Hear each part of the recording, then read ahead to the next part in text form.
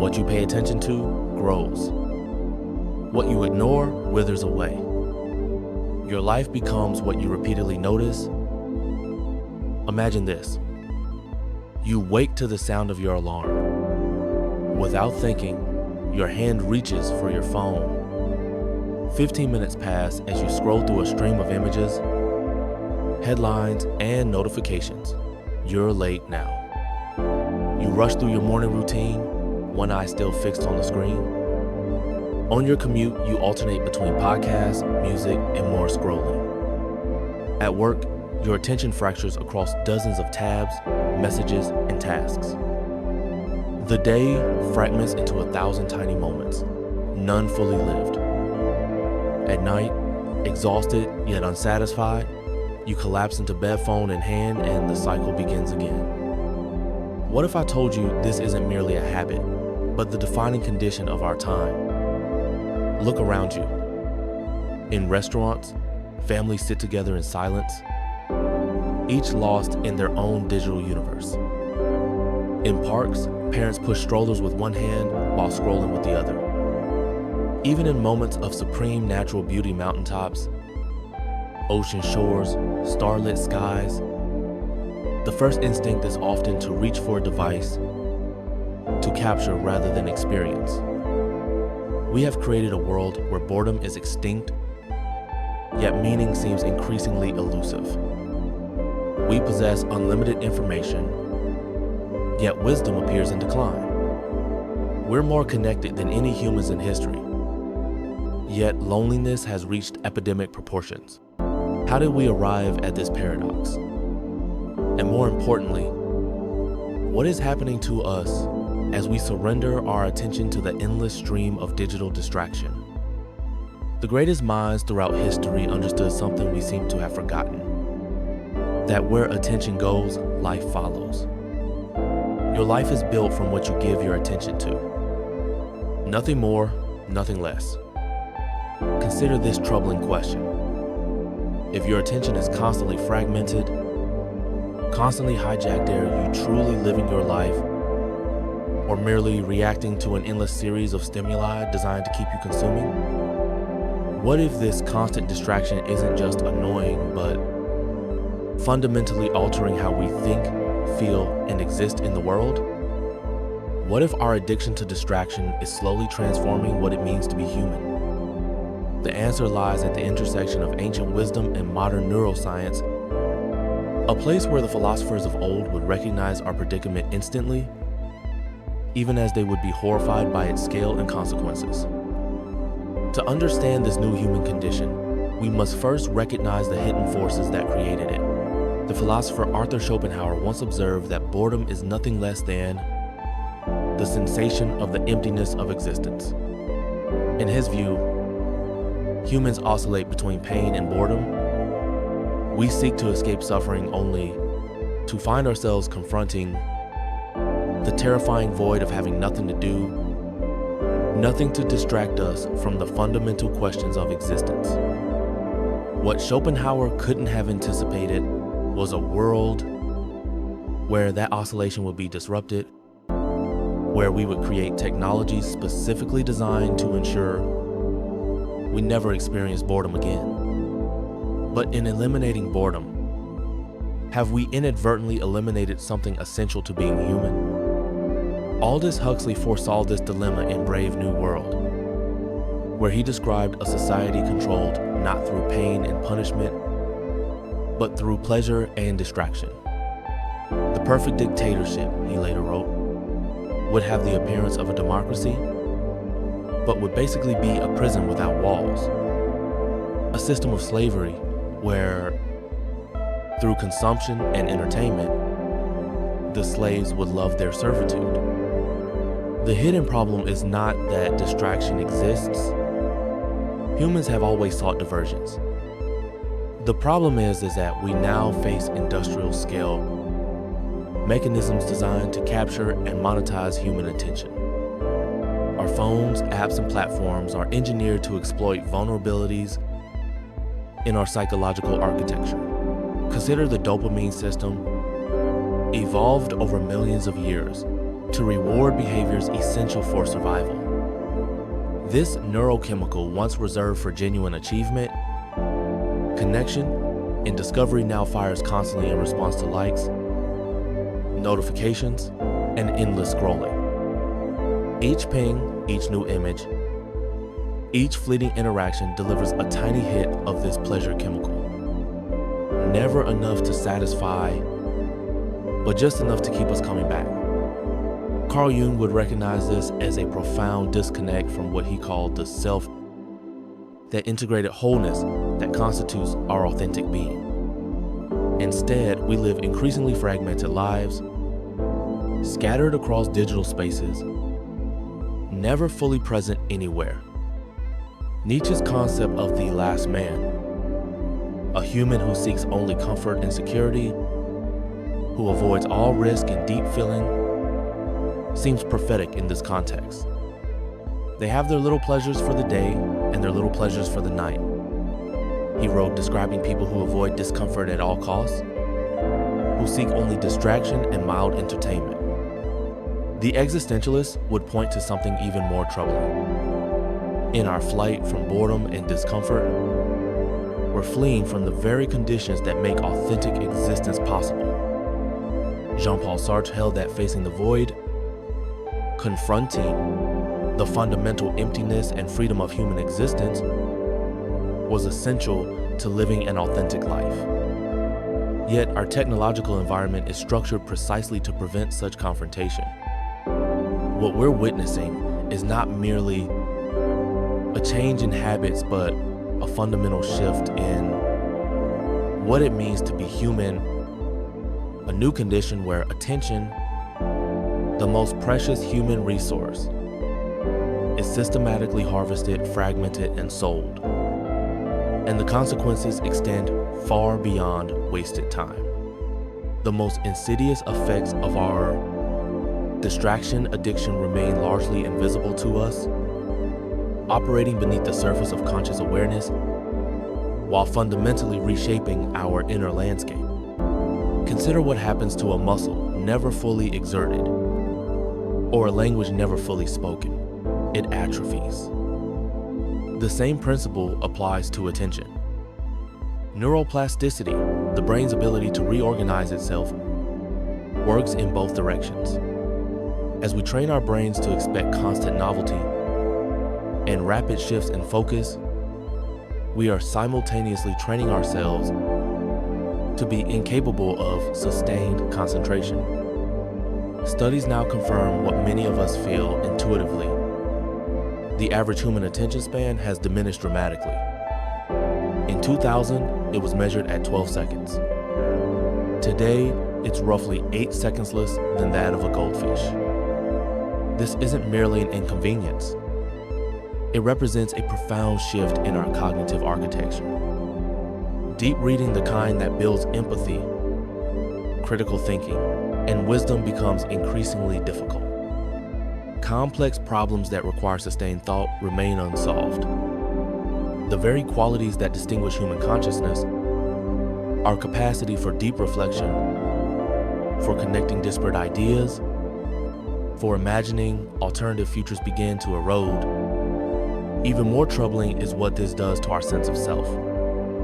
William James, the father of American psychology, noted that my experience is what I agree to attend to. If your attention is constantly fragmented, what happens to your experience, to your very sense of identity? We're witnessing the emergence of what some psychologists call continuous partial attention, a state where we're never fully present anywhere. We check our phones while talking with friends. We watch television while browsing social media. We attend Zoom meetings while answering emails. The result is a strange half-life where experiences are never fully absorbed, connections never fully formed, thoughts never fully developed.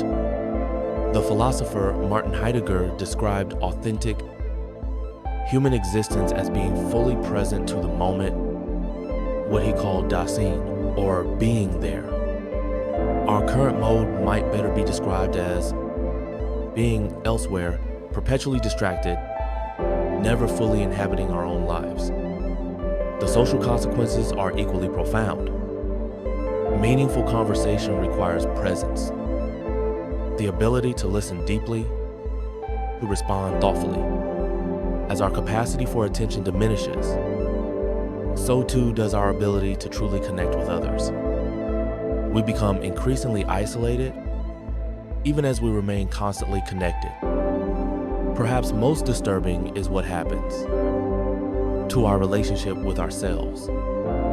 Introspection, that uniquely human capacity to examine our own thoughts and feelings, requires the ability to be alone with our minds.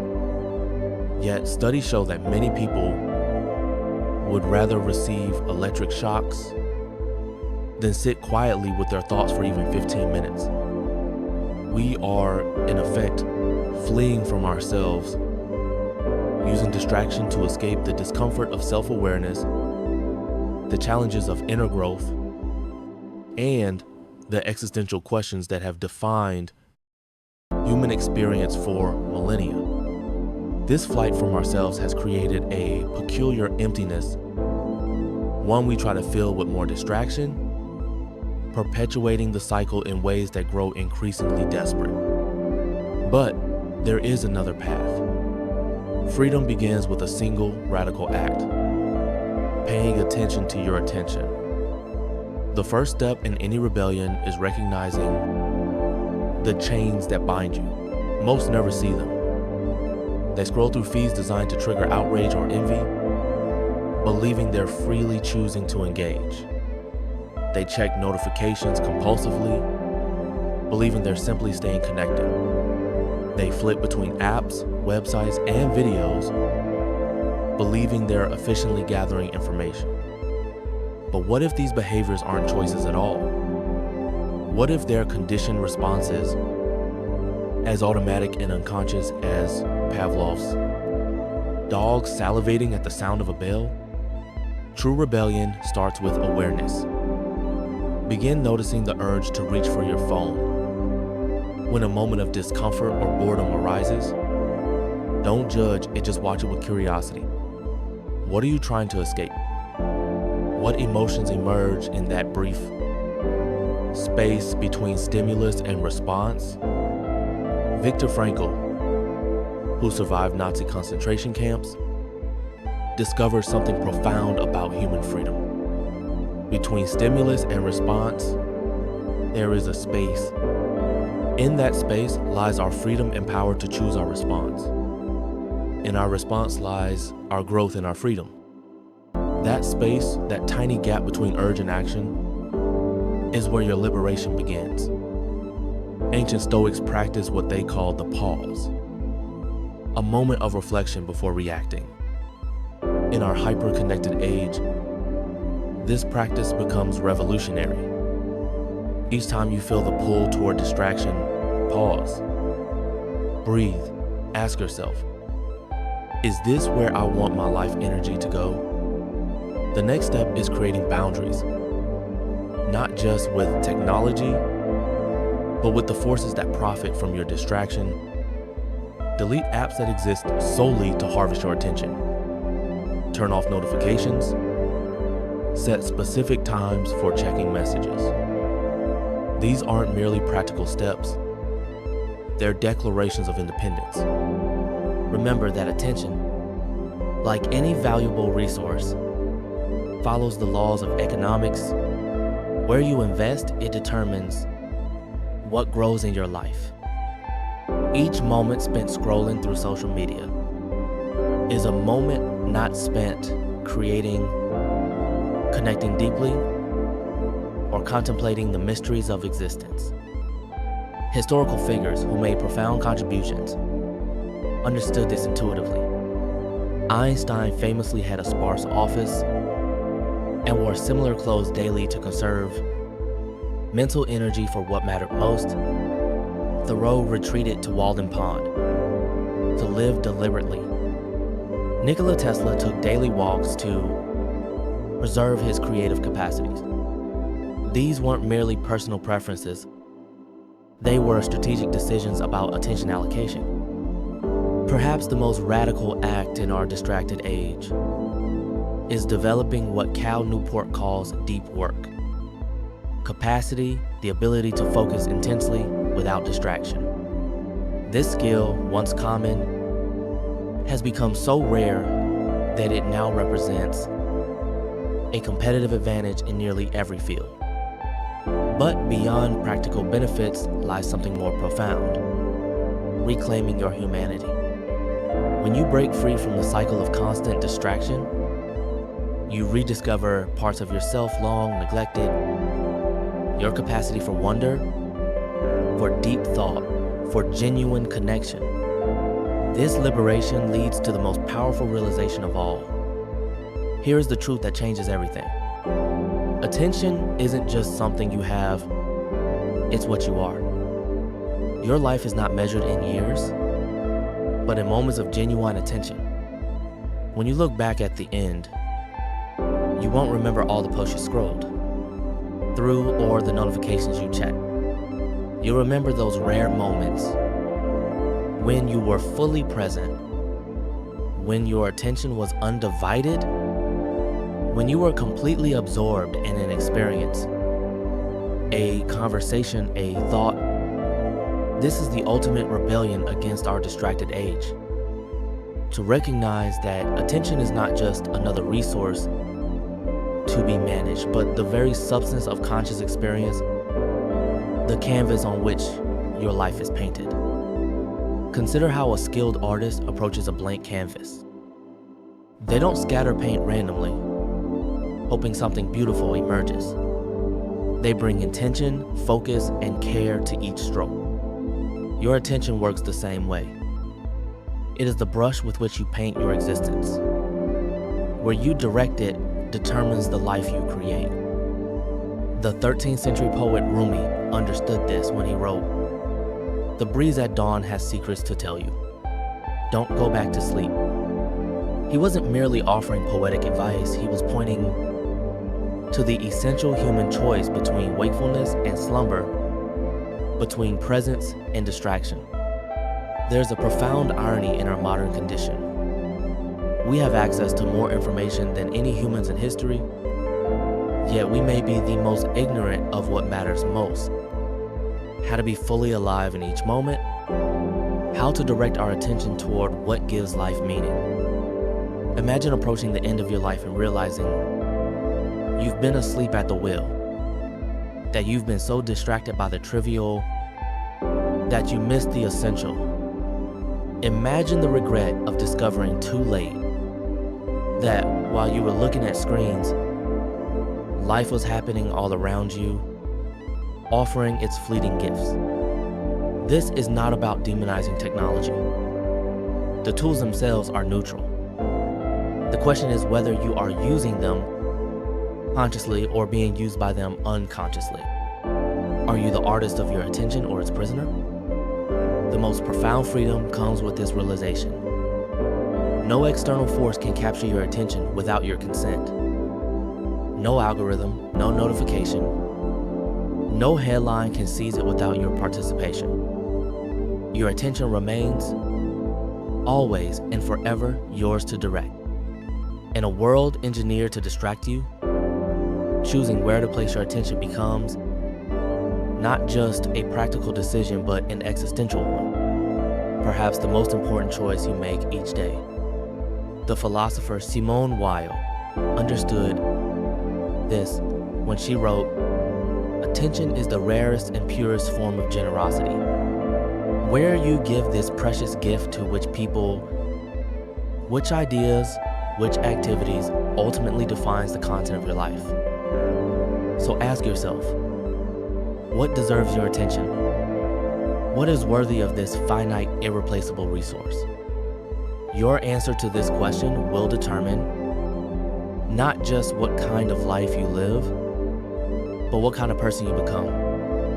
In the end, there is no greater act of self-creation than choosing, moment by moment, where to direct the spotlight of your consciousness.